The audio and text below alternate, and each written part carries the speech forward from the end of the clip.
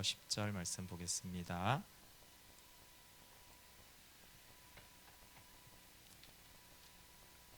누가복음 17장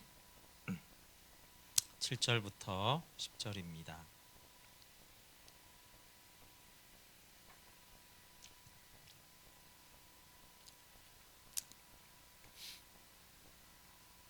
네, 누가복음 17장 7절부터 10절. 자, 여러분 한 절씩 교독하고 마지막 좀 합독할게요. 17장 7절 제가 먼저 봉독하겠습니다. 너희 중 누구에게 밭을 갈거나 양을 치거나 하는 종이 있어 밭에서 돌아오면 그대로 곧 와 앉아서 먹어라 말할 자가 있느냐?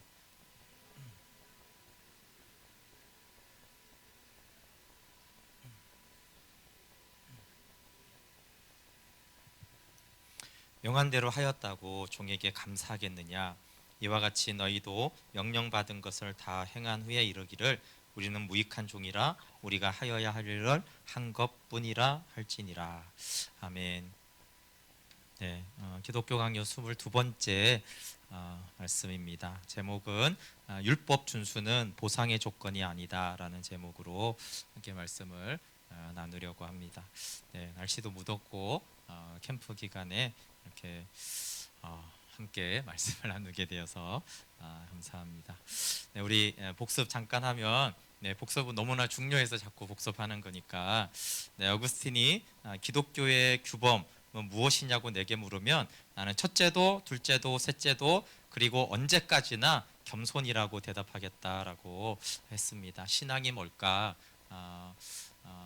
하나님 알아가는 게 뭘까? 어떤 게 믿음일까? 이렇게 어떻게 아들의 형상을 담는 것일까? 여러 가지로 말할 수 있지만 그 척도를 겸손으로 하면 가장 정말 잘 분별할 수 있습니다.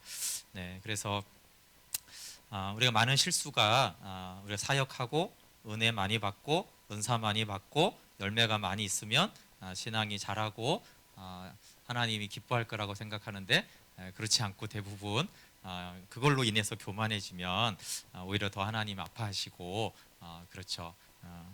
네, 그래서 선을 위한 결심 과정, 성취에서 우리가 무엇을 했다고 주장한다면 주의 공적은 빼앗는 것이다. 이거 이제 겸손하고 연결이 돼 있어. 이것이 주님이 하셨다라고 하면은 시간이 갈수록 우리는 겸손해질 것이고 내가 이 선을 행했지 이렇게 하면 우리는 이제 시간이 갈수록 교만해질 거라는 것이에요. 그래서 이제 이 두 번째는 그럼 어떻게 우리는 겸손해지는가, 어떻게 겸손한 신앙으로 나아가는가에 대해서 우리의 생각부터 일하는 것부터 끝났을 때 그 결과까지 다 주님이 하셨다라고 했을 때 우리는 겸손의 길로 가고 내가 그 중에서 어느 것이라도 했다라고 한다라면 주의 공적을 빼앗는 것입니다.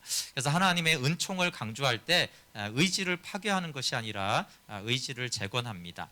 네, 지금은 이제 계속 율법에 대해서 말씀을 나누고 있어요. 칼빈이 기독교 강의에서 율법에 대한 분량을 굉장히 좀 많이 할애를 해서 율법에 대해서 말씀하고 있어요. 저도 보면서 제가 이제 평소에 생각하고 사람들에게 말한 것보다 율법에 대해서 더 분량을 많이 해서 가르쳤구나. 그래서 아마 칼빈은 율법을 잘 아는 것이 굉장히 중요한 영역이라고 생각했던 것 같아요. 율법에 크게 세 가지 기능이 있는데 두 번째는 이제 사회 질서를 유지하는 것이고 첫째와 세 번째가 우리 신자들에게만 해당하는 내용인데요. 율법의 첫째 기능은 정죄하는 기능이 있다라고 그랬어요. 그래서 율법은 우리를 변명할 수 없게 만들어서 우리를 절망 상태에서 빠뜨린다.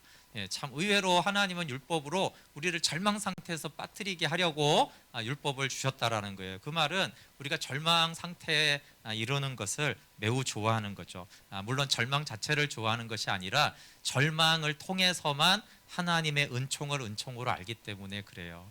네, 우리가 은혜라는 단어를 너무 많이 쓰지만 정말 은혜를 모르죠. 그런데 절망 중에 하나님을 만났을 때 그때 이제 은혜가 무엇인지를 압니다. 그래서 율법의 정죄 기능은 결코 율법을 공격하는 것이 아닙니다. 율법이 나쁘다고 말하는 것이 아니라 도리어 하나님의 인애를 더욱 분명하게 칭송하게 합니다. 율법의 정죄 기능으로 인해서 하나님의 은총이 더욱 고맙고 우리에게 은총을 주신 하나님의 자비가 얼마나 아름다운지를 알게 하는 것이 우리가 절망을 알 때 그런 우리를, 이렇게 절망스러운 나를, 이 비천하고 비참한 곳에서 있는 나를 아들을 보내셔서 십자가에 못 박으면서까지 그분이 이런 나를 구원하셨구나, 사랑해 주셨구나, 자녀 삼아 주셨구나, 그 은총을 더욱더 알게 하는 것이 율법의 첫째 기능입니다. 그리고 이제 율법은 명령하고 은총은 실천력을 공급합니다. 그러니까 율법은 좋은 기능이 있지만 율법에 머무는 것 자체로는 아무런 일이 일어나지 않고, 그 율법을 통해서 은총을 알게 될 때, 그 은총이 임할 때 우리가 주님의 말씀대로 살아갈 수 있는 행하는 능력과 생명력이 공급이 되어집니다. 그래서 율법은 매우 유용하지만 율법 자체만으로는 우리에게 생명이 되지 않습니다. 근데 율법의 세 번째 기능도 아주 중요하다고 그랬어요. 신자들을 훈계하여 선행을 촉구합니다.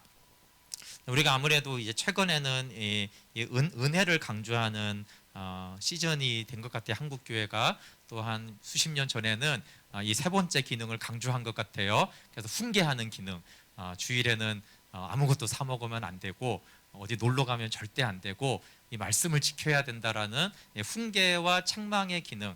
그런데 칼빈은 두 가지 다 너무 중요하다라고 하는 것이에요. 근데 첫째는 은혜를 먼저 아는 것이 중요하고, 이 세 번째 기능도 굉장히 중요한데, 사람들에게는 이 은혜를 강조하면 자꾸 훈계 기능을 잊어버리고, 또 훈계 기능을 강조하게 되면 이 하나님의 율법으로 인한 은총의 개념을 잃어버리는 안타까운 것인데, 칼빈은 이것은 동시적으로 우리가 율법을 통해서 알아야 되는 것이다라고 하고 있어요. 그래서 최근에 한국 교회를 살아가는 우리들에게는 이 세 번째 기능을 우리가 너무나 좀 약화시킨 부분이 많이 있어서 이 세 번째 기능도 굉장히 강조합니다.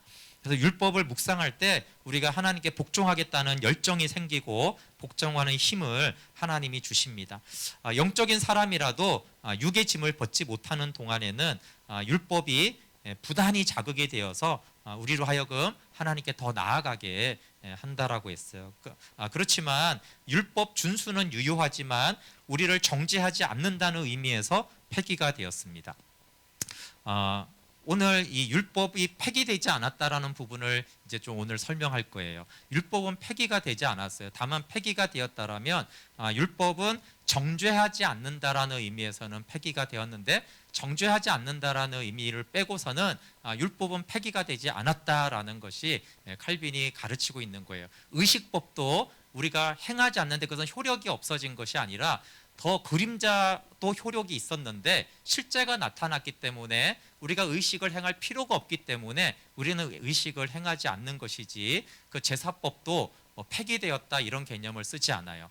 그 제사법은 유효한데, 그것이 유효한데 그림자로서도 유효했던 것이 실제이신 그리스도가 오셨으니까 그분의 십자가와 보혈은 얼마나 더 유효하겠느냐, 그렇게 설명하고 있어요. 그러면서 이제 율법에 하나님께서 촉구하는 기능이 있고 약속과 위협을 첨가하시다라고 했어요. 율법에 이제 약속과 위협이 있는데 이것을 칼빈은 이제 첨가하는 개념으로 보는 것이에요. 첨가한 이유는 율법은 주님은 의에 대한 사랑과 사악에 대한 미움을 우리 마음으로 가득 채우기 위해서 율법의 약속과 위협을 첨가했어요. 이게 왜 첨가했다라는 개념을 썼냐 하면은 우리의 마음 눈이 어두워서 선한 일의 아름다움만을 보고는 움직이지 못하기 때문에, 이 말은 뭐예요? 원래 율법은 그 자체로 아름답다라는 거예요. 원래 우리 마음이 열어지고 우리가 영적이 되어지면 율법 그 자체로 너무나 아름답기 때문에 무슨 상이나 벌 같은 게 필요 없이 너무나 아름다운 것이기 때문에 그 자체를 추구하고 그 율법 자체를 준수하게 된다라는 거예요. 근데 문제는 이제 우리 마음 눈이 어두워져서 그 율법을 행함의 아름다움을 너무나 보지 못하기 때문에 자비하신 아버지께서는 우리가 그를 사랑하며 하나님을 구하도록 즐거운 보상으로 우리를 끌기로 작정하셨다라는 거예요. 근데 이것은 그의 위대한 사랑의 발로라는 것이에요. 이 사랑의 발로라는 것이 이제 중요합니다. 우리를 백방으로 격려하시고 그래서 계명을 공손히 준수하는 자들에게는 현세의 행복과 영원한 행복, 이 땅에서와 영원한 행복을 둘 다 약속해 주셨고, 반대로 계명을 어기는 자들에게는 벌로서 현재의 재난과 함께 영원한 죽음으로 위협을 하셨습니다. 우리와 우리의 모든 소유가 다 하나님의 것이잖아요, 그렇죠? 주님이 창조했고 구원했기 때문에, 그러므로 하나님은 우리에게 빚으로서 무엇이든지 요구할 완전한 권리가 있습니다. 마치 빚쟁이에게 빚을 갚으라고 하는 것처럼 하나님은 우리에게 마땅히 너희들은 율법을 내 말을 지켜라 이렇게 요구할 권리가 있다라는 것이에요. 그래서 율법 준수는 어떤 것과 같냐면 빚을 갚는 것과 같다라는 것이에요. 그러므로 율법을 준수하는 것은 보상을 받을 자격이 생기는 것이 아닙니다. 그래서 주님이 우리에게 복종에 대해서 보상을 주시겠다고 하신 것은 자신의 권리를 포기한 것이다. 독특한 좀 표현이죠. 하나님이 우리가 하나님 말씀대로 순종하잖아요. 그리고 우리가 사역을 하거나 봉사를 하거나 헌신을 하잖아요. 그게 이제 율법을 지킨 거예요. 그러면 하나님께서 보상을 주시겠다라고 하신 것은 그것은 하나님의 권리를 포기한 것이에요. 왜냐하면 우리가 사역하고 헌금하고 헌신한 것이 너무나 당연하기 때문에 그것 자체로 이제 마땅하다라는 거예요. 그런데 원래 우리에게 보상을 줄 이유가 전혀 없으신데, 그렇죠? 왜냐하면 빚을 하나님이 이제 딱 받은 것과 같다라는 거예요. 근데 빚을 갚았으니 그걸로 끝난 것인데 하나님 놀랍게도 이렇게 빚을 갚았는데 그 돈을 다시 우리에게 마치 주듯이 마땅히 이것을 소유해야 되는데 자신의 권리를 포기하고 우리에게 보상을 주신다는 것이에요. 그래서 하나님은 율법을 준수하는 것을 너무 기뻐하시기 때문에 하늘과 땅의 행복을 약속해 주셨고, 불의를 죄를 더욱 미워하도록 우리에게 형벌을 제정해 주셨다. 그래서 상과 벌에 대한 것이 첨가되었다라고 얘기하는 것이에요. 근데 여기서 가장 이제 칼빈이 제가 보면서 칼빈이 참 율법에 대해서 이렇게 굉장히 잘 정의한 것은 하나님을 사랑하고 그의 계명을 지키는 것은 그 자체로 아름다움으로 그 자체로 추구해야 된다라는 것이에요. 그러나 하나님의 자비는 우리 마음 눈이 어두워져서 즐거운 보상과 벌을 추구했습니다. 그렇다고 계명을 지켰다고 하나님이 상을 준다고 성경에 약속되어 있다고 해서 마치 우리가 율법을 지켰다고 보상을 요구할 권리는 전혀 없다라는 거예요. 그래서 우리가 이런 것들이 너무 많잖아요. 하나님, 제가 이렇게까지 헌신했는데, 내가 이렇게 기도했는데, 내가 이렇게 하나님께 먼저 헌금했는데, 내가 이렇게 어려운 중에도 다른 사람을 내가 이렇게 구제하고 내가 이렇게 도와줬는데 왜 보상이 없습니까? 라고 말하는 것들이 굉장히 어리석고 교만하다라는 거예요. 원래 그럴 자격이 없다라는 것이, 그냥 그것은 그것 자체를 행하는 그것으로 그냥 아름다운 것이고 마치 빚을 갚은 것처럼 그것으로 끝나는 것이 마땅한데, 마치 우리는 하나님이 말씀하신 것을 행하고 나면 보상을 당연히 받아야 되듯이 생각을 한다라는 것이에요. 그래서 이제 제가 오늘 본문을 이 무익한 종의 말씀을 택했습니다. 누군가 밭에 밭을 갈거나 양을 치거나 하는 종이 있어요, 그렇죠? 그러니까 정말 열심히 일하고 집에 왔어요. 그러면 그대로 앉아서 먹으라고 말하지 않고 오히려 주인이 밥 먹을 동안 너 시중 들어라, 그렇게 한 거예요. 그리고 그걸 다 한 다음에 먹고 마시라 이렇게 말한다는 것이에요. 그래서 명한 대로 하였다고 종에게 감사하겠느냐 이렇게 말을 하죠. 원래 종은 명한 대로 다 한 것이 주인이 꼭 감사해야 될 일이 아닌 거예요. 꼭 주인이 보상을 해야 되는 게 아닌 거예요. 그게 그냥 당연히 그거는 하는 것이에요. 그래서 정말 정상적인 종, 율법을 제대로 알고 하나님과 우리와의 관계를 피조물이고 자녀된 것을 정확하게 안다라면 우리는 다 행한 후에 이것은 헌신과 그런 봉사를 말하는 것이죠. 정말 사랑하고 많은 영혼들에게 복음을 전하고 우리가 말하는 하나님 기뻐하는 그런 것들을 다 행한 후에 이르기를 우리는 무익한 종이라 우리가 하여야 할 일을 한 것뿐이라 할지니라 이렇게 한 거예요. 이게 정확하게 율법을 아는 자가 하는 고백이라는 것이. 그래서 칼빈은 율법은 그런 것이다. 우리가 율법을 다 100%다 지킨 다음에 우리가 해야 될 것은 내가 할 것을 했을 뿐입니다 라고 고백하는 것이 마땅하다라는 것이에요. 그런데 하나님은 이 무익한 종에게 아까 말한 대로 하늘과 땅에 복을 주신다라고 말씀하셨어요. 그렇죠? 그러면 이 보상은 무엇이냐? 그건 대가가 아니라 하나님의 사랑과 은혜라는 거예요. 내가 이렇게 선을 행하고 말씀을 지키고 이렇게 많은 영혼들을 구원했기 때문에 이런 행복과 상이 왔다. 이러면 너무 이게 교만하고 악한 것이고 하나님이 안 줘도 되는데 이 무익한 종에게 오히려 이 주인은 감사하고 보상을 해주고 그분은 오히려 우리의 발을 씻겨 주셨잖아요. 그렇죠? 그래서 하나님의 보상이 우리 가운데 있을 때 이것이 내가 마땅히 받아야 될 것이 아니라 하나님의 은혜와 사랑이라는 것을 알아야 된다는 것이에요.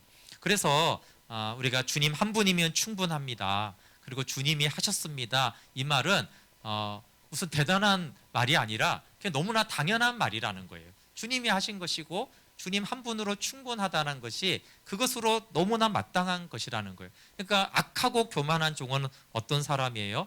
내가 열심히 충성하고 봉사한 다음에 그것에 대한 보상을 마치 요구하듯이 하는 거. 네, 그래서 이렇게 자세히 보면 우리가 거의 악하고 교만한 종이에요. 그래서 네, 내가 정말 내 몸이 불사르도록 내가 헌신하고 내가 정말 재정이 없는데 너무 어려운데 헌금하거나 선교하고 그렇게 너무 어제 오늘 캠프 했잖아요. 그렇죠? 이렇게 열심히 수고하고 나면은 하나님이 뭐 좀 안 주시나 이런 생각이 우리는 자연스럽다고 생각하는데 칼빈은 굉장히 교만하고 악한 생각이다. 우리가 누구인지를 율법이 무엇인지를 모른다라는 것이에요. 이것이 사실 한국 교회 대부분은 우리가 충성 봉사하면 마치 하나님이 마땅히 뭘 줘야 될 듯이 우리가 생각하고 있으니 얼마나 우리 스스로를 포함해서 한국 교회 안에 너무나 악하고 교만한 종들이 많은지 모릅니다. 네, 그리고 율법의 충족성에 대해서 이제 제가 이거 안 남겼네요. 충족성에 대해서 이렇게 말하는데 율법을 복종하는 것만이 하나님을 기쁘시게 한다는 거예요. 근데 율법을 벗어난 선행이 매우 무익하다는 것이에요. 이것도 아주 중요한 가르침이죠. 사람들은 여러 가지 의식을 만들어서 하나님의 환심을 사려고 애쓴다는 거예요. 그런 사람들이 자기 경건을 이제 자기 경건을 자랑하고 싶은 불경건이라고 했어요. 경건을 자랑하는 게 불경건이죠. 이런 인간성의 뿌리를 아주 깊이 박혀 있기 때문에 사람들은 하나님의 말씀을 떠나서 의를 얻는 방법을 생각하는 것을 너무 기뻐한다는 거예요. 항상 하나님의 말씀을 떠나서 내가 선을 행해서 하나님은 어떻게 하면 기쁘게 할까? 이걸 항상 생각한다라는 것이에요. 그래서 일반적으로 선행이라고 할 때 우리는 하나님의 말씀을 준행하는 것은 아주 조그만 자리를 배정하고 무수한 인간적인 교훈과 인간적인 선행을 거의 전면에 내세워서 이것이 선행이지 이렇게 한다라는 것이에요. 성경에도 예수님 시대에도 장로들의 전통이 있었잖아요. 그렇죠? 바리새인들도 그렇고 그래서 하나님의 말씀대로 그냥 그 의도대로 순종하면 되는데 사람의 교훈을 많이 만들어 가지고 이것이 하나님이 기뻐하는 것이다 라고 하는 것들을 했어요. 근데 이것이 예수님 시대만이 아니잖아요. 우리 한국교회 역사 지금도 우리들의 모습 속에서 보면 우리가 하나님의 말씀을 그대로 그냥 준행하면 되는데 그 외에 뭔가를 많이 만들어 가지고 그것들을 행하면서 선행이라고 하나님이 기뻐하실 거라고 하는 것이에요. 여러분 하나님의 뜻은 하나님 안에 거하는 것이에요. 말씀에 복종해서 주님 안에 거하는 것이죠. 사실 그것이 가장 하나님이 기뻐하는 것이에요. 그런데 우리들은 바리새인들처럼 율법 조항을 준수하거나 헌금을 하거나 행위적인 봉사를 하거나 직분을 받거나 어떤 결과물을 내는 것을 선행의 전면에 자꾸 내세워요. 우리가 하나님 앞에서 내가 하나님이 기뻐하는 것 중에서 가장 크게 기뻐한 것이 무엇일까라고 했을 때 정말로 탁 내가 주님 안에 거하는 거지, 내가 십자가 안에 거하는 거지, 이런 생각을 정말로 처음에 딱 생각하는 사람이 별로 없죠. 정말 내 평생에 주님을 가장 기쁘게 한 것이 무엇일까? 그러면 많은 분들이 뭘 생각해요? 내가 교회를 건축했지, 내가 평생 선교를 했지, 내가 평생 교사를 했지, 내가 평생 찬양으로 하나님을 섬겼지, 그런 걸 생각한다라는 거예요. 성경에서 말하는 정말 하나님이 내 뜻은 이것이다 라고 하는 건 아닌 다른 선행과 다른 헌신들을 자꾸 하나님이 가장 기뻐하는 거라고 생각을 하는 것이에요. 그래서 정말 무엇을 하나님이 가장 기뻐하는지부터 우리가 먼저 알아야 되죠. 그래서 우리가 또 사실은 뭐 사역자나 직분자를 선출할 때도 너무 안타까운 것이 생명의 sak임보다는 영생을 누리는 것보다는 연수나 나이나 봉사나 훈련을 받은 것을 앞세우는 현실이 너무 안타까운 것 같아요. 우리 교회 내교도 그렇게 정할 때 제가 마음이 아팠어요. 성경대로 성령과 지혜가 충만한 사람을 뽑아야 되는데 성령과 지혜가 충만한 사람을 이제 뽑읍시다 이러면 그걸 수용할 만큼의 능력이 안 되는 거죠. 왜냐하면 우리는 하나님이 무엇을 가장 기뻐하는지에 대해서 딱 생각하면 뭐예요? 신학교 나오면 더, 선교했으면 더, 뭐 그런 걸 자꾸 생각하는 것이지 정말 성령 충만한 사람인가, 예수님 안에 거하는 사람인가, 그것을 기준으로 생각하지 않아요. 나 자신도 남도 그렇습니다. 근데 주목할 것은 율법을 복종하는 것이 하나님을 가장 기쁘게 한다는 것이에요. 그래서 신명기 말씀을 통해서 오직 너는 스스로 삼가며 내 마음을 힘써 지키라.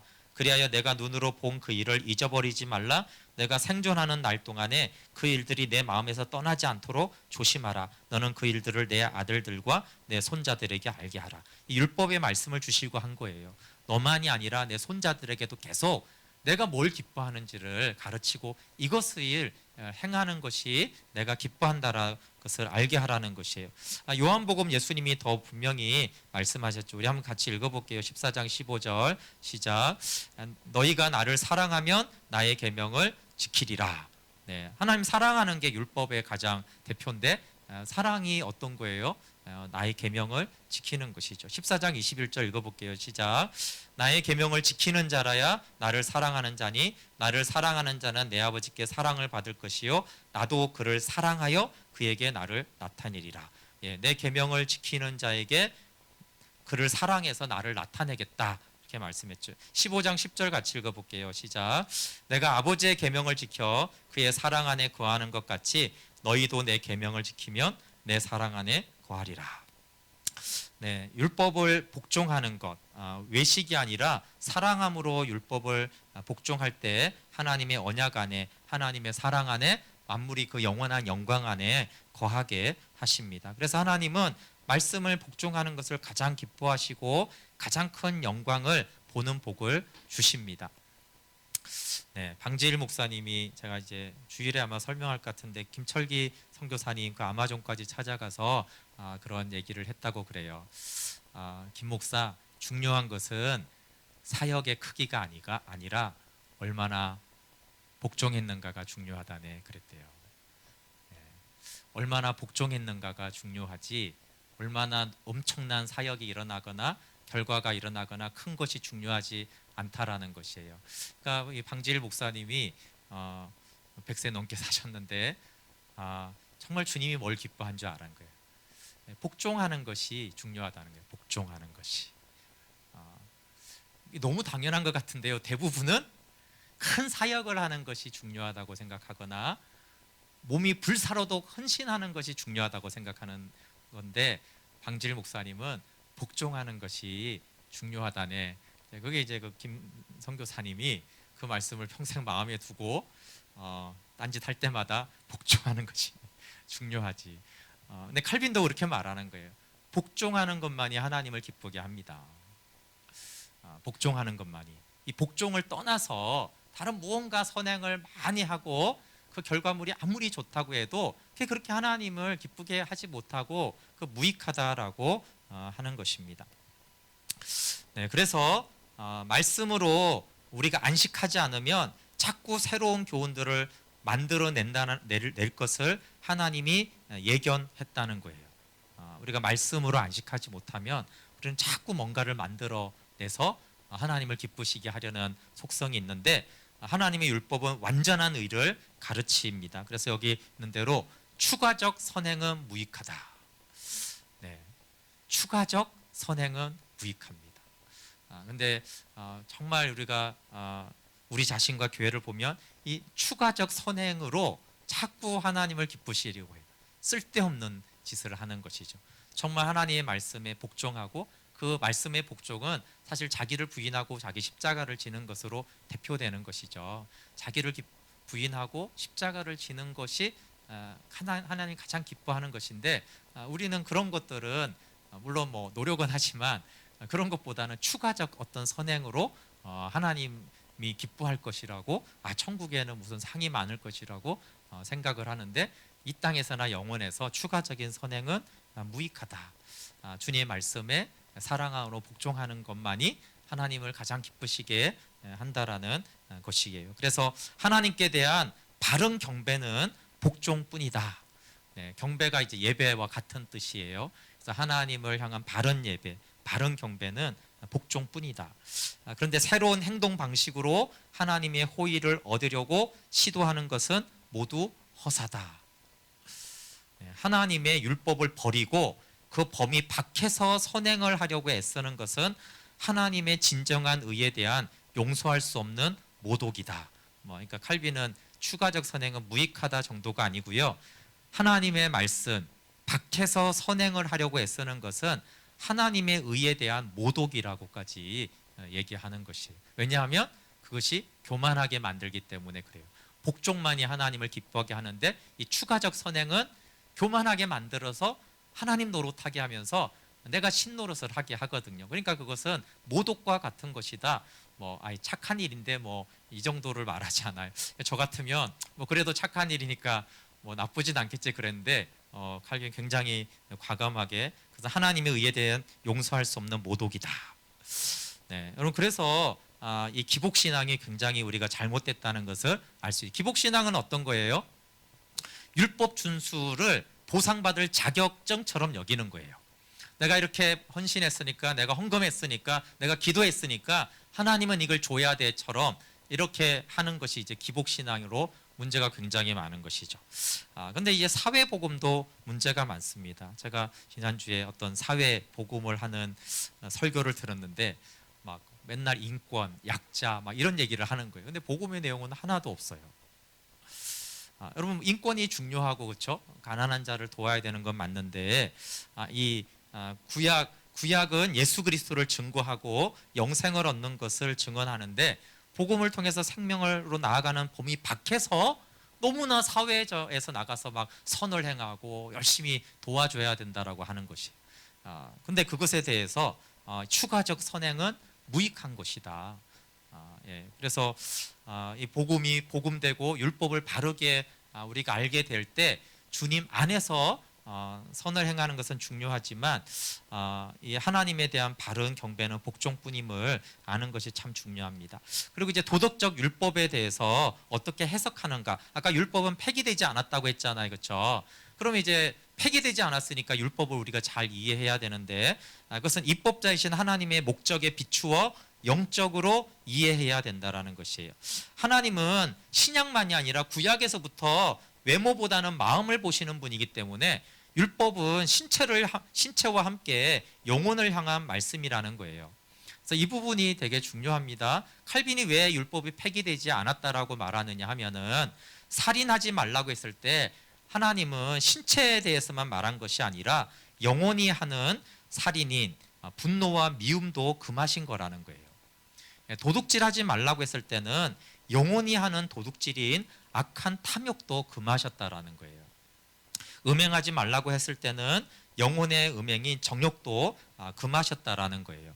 구약에서부터 사람은 사람의 법은 이제 악행만 하지 않으면 만족하지만 하늘의 율법은 우리의 원래 영혼을 상대로 하기 때문에 율법을 바르게 지키려면 우선 우리의 영혼을 억제해야 된다는 거예요. 그래서 로마서 7장 14절에 율법이 신령하다 이렇게 말을 했는데 이것은 율법이 영혼과 마음과 의지의 복종을 요구할 뿐만 아니라 천사 같은 순결을 요구한다라는 것이에요. 그러면서 이제 그리스도가 우리 주님이 어떻게 율법을 바르게 이해하고 회복시켰는가에 대해서 잘 설명하고 있어요. 예수님이 딱 왔더니 그 당시에 이제 이 유대인들과 특별히 바리새인들이 아주 율법에 대한 악한 견해들을 백성들에게 다 감염을 시켜놓고 있었던 거예요. 그러니까 율법에 위반되는 외면적인 행동을 하지 않는 사람은 율법을 완수한 것이다. 이렇게 이제 바리새인들이 율법을 가르치고 있었던 것이에요.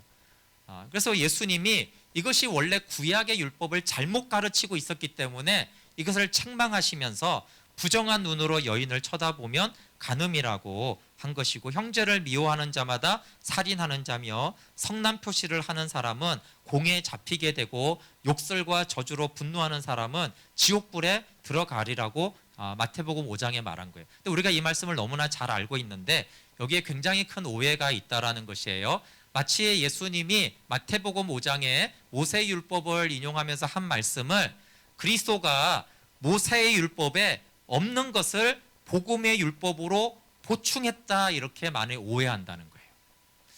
네.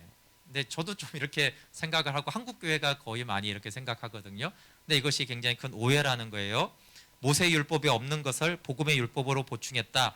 그래서 복음의 율법이 완전하다거나 옛 율법을 초월했다 이렇게 말하는 것은 율법에 대한 악평이라는 거예요. 예수님이 마태복음 5장에서 하신 것은 뭐냐면 그리스도는 앞에 율법의 성실성을 회복하셨을 뿐이라는 거예요. 원래 하나님이 모세를 통해서 구약의 율법을 말씀하셨을 때 예수님이 말씀한 그 의도로 말씀하셨다라는 거예요. 그럼 구약에서는 정말 살인만 안 하면, 정말 간음만 하지 않으면, 정말 도둑질이라는 행위만 안 하면 하나님이 너는 의롭다라고 그런 뜻으로 구약에서 말씀하신 적이 없다라는 거예요. 원래 구약에서부터 하나님은 거룩하시고 외모보다는 마음의 중심을 보시는 분이셨고, 우리가 의로, 마음의 의로 우리 마음으로 하나님께 돌아오고 하나님 안에 거하기를 원하셨던 하나님이기 때문에 그 십계명의 말씀은 원래 예수님이 말씀하신 대로의 의도로 하나님이 말씀하셨다는 거예요. 근데 이제 잘못되게 가르치고 있었기 때문에 예수님이 원래 모세에게 말했던 그 율법의 성실성을 회복시켜 주셨다는 거예요. 그래서 율법에 무엇을 첨가한 것이 아니라는 것이에요. 바리새인들이 거짓말에 너무나 덮여져서 허려져서 그들의 누룩으로 아주 더럽혀진 율법을 그리스도께서 다시 구출해서 원래대로 깨끗하게 다시 회복시킨 것이라는 것이죠. 그래서 모세의 율법에 추가한 것이 아니라 모세의 율법에 대한 바른 이해를 회복시켰다는 거예요.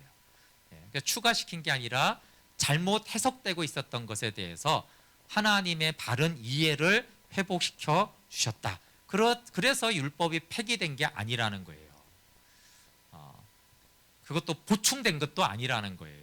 원래 하나님이 모세를 통해서 준 그 율법이 예수님이 하신 말씀과 동일하다라는 거예요. 그러니까 도덕적 율법은 전혀 폐기되지 않았고 내가 율법을 폐하러 온 것이 아니라 더 온전케 하려 왔다라고 예수님이 말씀하신 것처럼 정말 예수님은 더 온전케 했고 바르게 해석해 주셨고 바르게 율법을 행하도록 한 것이지 폐기는 당연히 아니고, 원래 뭘 보충을 해가지고 불완전하니까 구약은 그렇게 율법을 새롭게 준 것도 아니라는 것이, 물론 이제 새 계명을 주노니 서로 사랑하라 이런 부분들은 새로 주신 것이 맞죠. 물론 구약의 이웃사랑 안에 들어가 있지만 그렇기 때문에 우리도 예수님이 이렇게 바로 회복하듯이 율법을 바르게 봐야 된다라는 것이에요. 그래서 이제 구약의 율법을 우리가 볼 때 구약은 행위야 이렇게 보면 안 되고, 구약도 원래 마음의 중심을 보시는 거룩한 하나님이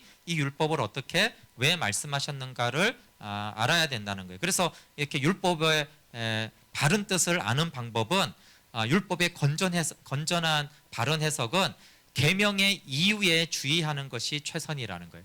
하나님이 왜 이 계명을 주셨는가를 주의해야 된다는 것이에요. 그래서 각 계명을 주신 이유를 심사숙고해야 되는데 예를 들어서 1계명은 나 외에 다른 신을 두지 말라 이렇게 했는데 이 말은 그 의미는 하나님만을 경배하라는 뜻이라는 거예요. 그냥 단순히 그럼 다른 신을 두지 않으면 되는구나, 그것이 아니라 하나님만 경배하라고 하신 뜻이라는 거예요. 또 5계명에서 부모를 공경하라 이렇게 말했는데 이것은 단순히 부모만 공경해라 이런 뜻이 아니라는 거예요. 부모는 대표적으로 존경을 받도록 하나님이 정하신 사람이라는 거예요. 그러니까 하나님이 존경을 받도록 정하신 사람을 존경하라 이런 뜻이라는 거예요. 그러니까 부모만이 아니라 하나님이 존경받도록 한 사람들을 다 존경해야 된다라는 뜻으로 해석해야 된다. 그래서 그들을 존경하면 옳고 하나님을 기쁘게 하고 하나님이 존경하도록 둔 사람을 복종하지 않는 것은 하나님이 미워한다라는 것이에요. 그리고 이제 살인하지 말라는 이런 계명도 사람의 상식은 남을 해하지 말라, 해하는 마음을 품지 말라 이 정도까지만 생각하는데 마음까지만 생각하는데 그걸 넘어간다라는 거예요. 이것도 있지만 힘자라는 데까지 이웃의 생명을 도우라는 요구가 포함되어 있다. 그렇게 이제 10계명을 도덕적인 율법을 우리가 구약에서 볼 때도 그렇게 하나님의 관점에서 하나님이 왜 이 계명을 만드셨는지 그렇게 바르게 이해하고 우리가 해석하는 것이 중요하다라는 것이에요. 그래서 계명의 목적을 보면은 우리는 계명이 명령하거나 금하는 것을 우리가 알 수가 있습니다. 네, 이 말씀하고 마치겠습니다. 그 율법이 굉장히 강력한 말을 쓴다는 거예요. 표현이 부드럽게 듣기 좋게 하는 것이 아니라 굉장히 강한 어조를 쓰는데 그 목적은 우리가 죄를 더 미워하도록 하기 위함이라는 것이. 하나님은 각종 죄악에 대해서 우리가 강렬한 증오심을 우리의 마음에 새기기를 원해요. 그래서 모든 종류의 범행에 대해서 가장 무섭고 악한 요소를 본보기로 말씀하셨습니다. 예를 들어서 우리가 분노하거나 미워하는 것에 대해서 분노하고 미워하는 건 나쁜 것이야 이렇게는 생각하지만 분노와 미움을 저주할 것처럼 나쁘게 생각하지 않는다는 거예요. 그런데 하나님은 살인이라는 이름으로 분노와 증오심이 금지돼야 된다 이렇게 말씀하신 것이죠. 그렇게 될 때 우리는 하나님이 보시기에는 이 분노와 미움이 살인과 같구나. 그럼 얼마나 가증한 것인가? 이것을 더 잘 깨닫게 하기 위해서 율법의 강력한 표현들을 하나님이 의도적으로 쓰셨는데 그것은 하나님이 그 죄들에 대해서 하나님이 보시는 관점을 우리에게 알려주시려고 그런 표현들을 쓰셨다라는 것입니다. 그래서 참 우리가 범하는 죄가 가벼운 것이 아니라 매우 중대하구나 그렇게 깨닫는 습관을 가지고 율법을 대하도록 하셨다라는 것입니다. 네, 다음부터는 구체적으로 이제 10계명에 대해서 좀 설명을 하려고 해요. 오늘까지는 율법에 대한 전체적인 것이라면 이제 10계명에 대해서 좀 설명하도록 하겠습니다. 네, 좀 말씀 마무리하면서 율법은 그 자체로 아름답고 율법 준수는 결코 보상을 받을 권한을 가지는 것이 아니라는 것에 대해서, 그리고 또 하나는 하나님의 말씀에 대한 복종만이 하나님을 기뻐하는 것이지 그 복종 범위 밖에서 아무리 선한 것을 하고 뭐 교회 안에서 그것이 선교적인 일이어도 하나님께 복종을 하는, 말씀에 복종하는 것을 벗어난 어떠한 선행도 무익하고 심지어는 하나님께 모독이 될 수 있기 때문에 자꾸 하나님의 말씀을 벗어난, 그러니까 예수님이 너희가 내 계명을 지켜 내 안에 거하라, 내가 아버지의 계명을 지켜 그 안에 거하듯이 정말 그냥 그 생명을 알고 생명을 누리는 것 외 그 범위 밖에서 뭔가 선행을 행하려는 것은 오히려 칼빈은 그 굉장히 우리의 경건을 자랑하려는 불경건적인 교만한 속성에서 나오는 것이기 것이다라고 경고하고 있어요. 근데 이 말씀도 우리 삶을 돌아보고 우리 한국 교회를 보면 얼마나 많은지 몰라요. 정말 중요한 것은 말씀에 복종하여 주님 안에 거하는 것인데 그거 말고 다른 선행으로 자꾸 우리가 그래서 하나님 뭘 가장 기뻐하지? 내 평생에 하나님 가장 기뻐하게 한 것이 무엇인지라고 했을 때 정말 우리가 탁 튀어나온 대답이 내가 주님 안에 거하는 것이지. 이렇게 되면은 이제 잘 아는 것이죠. 근데 내가 뭘 했어? 그때 수천만 원 헌금했어. 내가 몇 년 동안 뭐 했어? 내가 큰 사역을 일으켰지. 이렇게 되면은 벌써 율법을 벗어난 불경건에 속해 있다라는 경고를 우리가 좀 마음에 새길 필요가 있습니다. 우리 함께 같이 찬양하고 기도하도록 하겠습니다.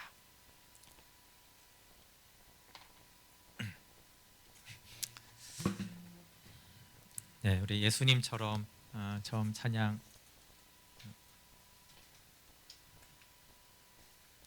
할 건데요.